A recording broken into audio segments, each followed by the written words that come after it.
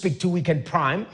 For starters, initially we've heard President Raila-Ruto in the campaign period terming the handshake between Raila Odinga and the former president Uhuru Kenyatta as a mongrel of an outfit. He's not been very pro-handshake. From today's happenings, Mr. Atandi, is this another mongrel information, or is it something that will shape the lives and the futures of Kenyans? Well, thank you very much for having me this evening to participate in this conversation. Let me say that politics is politics. And what happened today is something which is not really unique. As a country and as a people, we have always found a way of refusing to divide or fracture our country. There are many countries where divisions like what happened to us in the last elections would ideally or potentially fracture our country. But Kenyans, we have always found a way of coming together, especially when we are facing difficult times. We all agree that our country is going through a lot of challenges. And these challenges does not call on us to fracture the country and divide the country into small pieces. When the country is facing challenges, it's incumbent upon us to come together and look for solutions together. So what happened today between the ODM party and the UDA party is basically a realization that the challenges facing the country require all of us to come together and to bring our ideas on the table and to find solutions that are going to benefit everybody. And secondly, you have looked at the agreement. The agreement that was signed is an open document. I have looked at it and I have read it, and I have not seen anywhere where Prime Minister Raila-Odinga has been assigned a position or a role.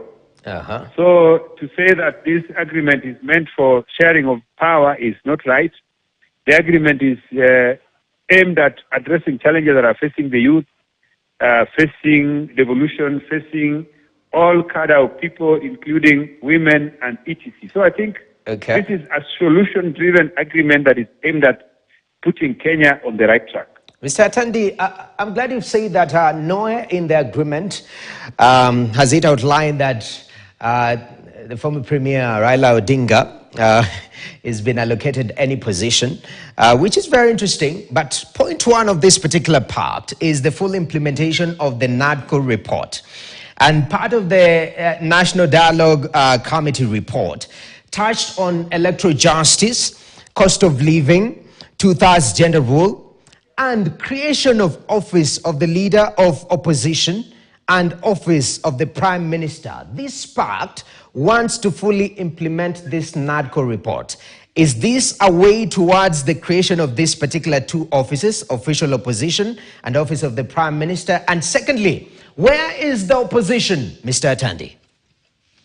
First of all, when a constitution creates offices, they are not created for a particular person or a specific person. You remember when we were at Bomas, when we were passing the 2010 constitution, William-Ruto, the current president, was against the constitution.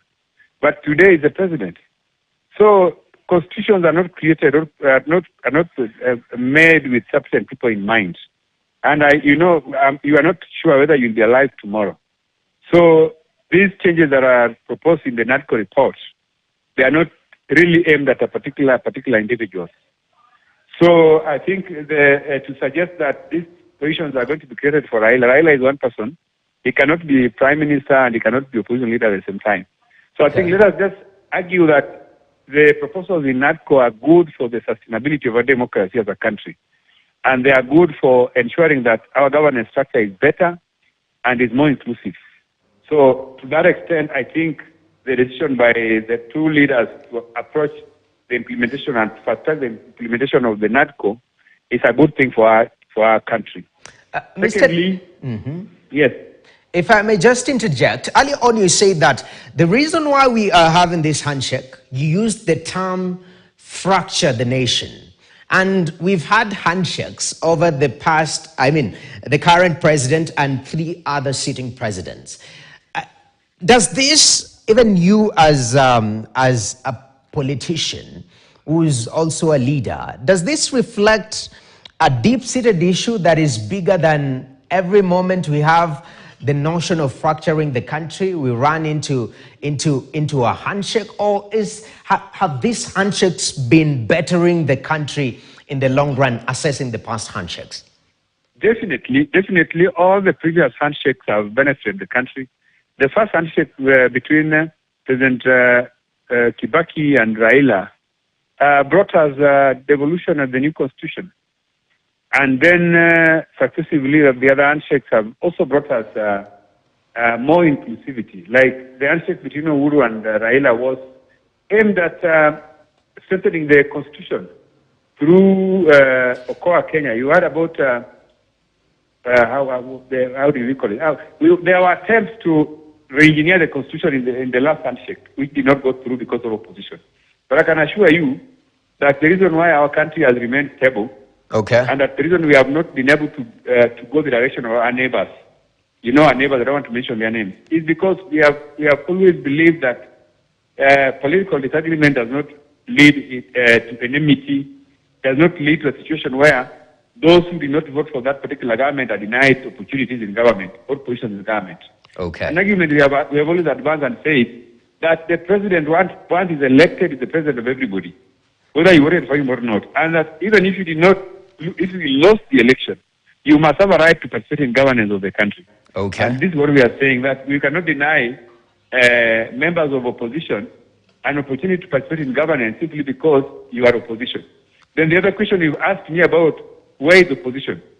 Let me tell you that when we go for elections, we do not go for elections to end in opposition. We go for elections because we want to capture power.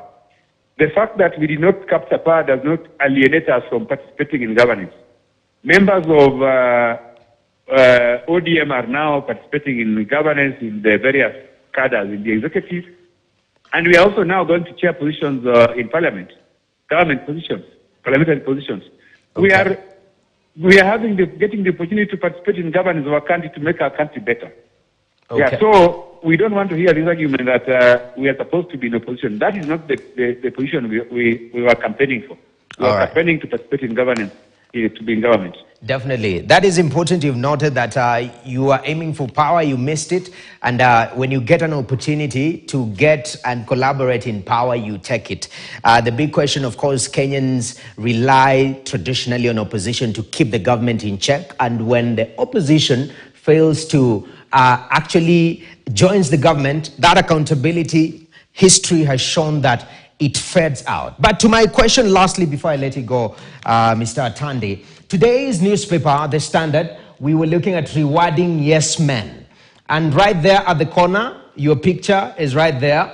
Alego Usonga MP Samuel Atandi, you are pro-system. That's how the cover mentioned you. We are having the 41 committees chairmen and chairwomen or chairs of this particular National Assembly committees being elected, and this election is coming up.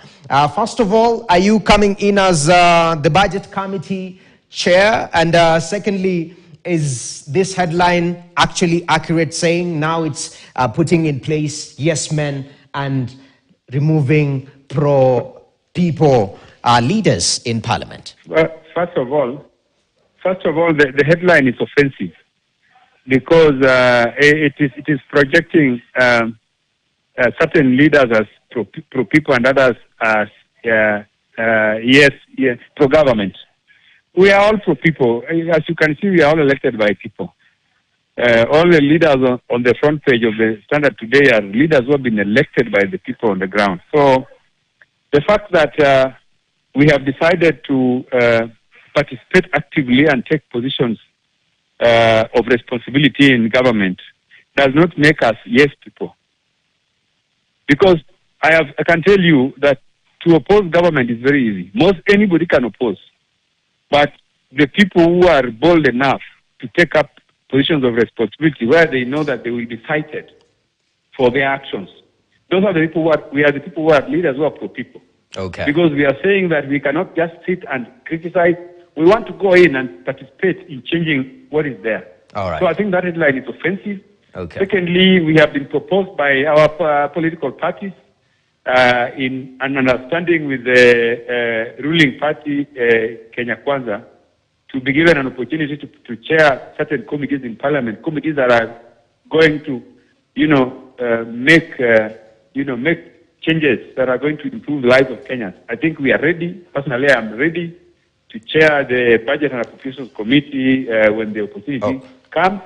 And I know that I'm going to make a difference in ensuring that one of the pillars that was guiding today's agreement between ODM and UDA is equity in sharing of national resources. Yes. And I think that this country has not done very well in that respect. All right. And so I believe my chairmanship of Budget and Appropriations Committee is going to help realize equity in terms of sharing of public resources. Definitely. And we shall be holding you accountable. That is Samatandi, a Lego Songa member of Parliament, and he says that the handshake is for your good. Now, you figure that out. Right now, we can prime text a short break. When you come back, we still have more stories for you. Stay tuned.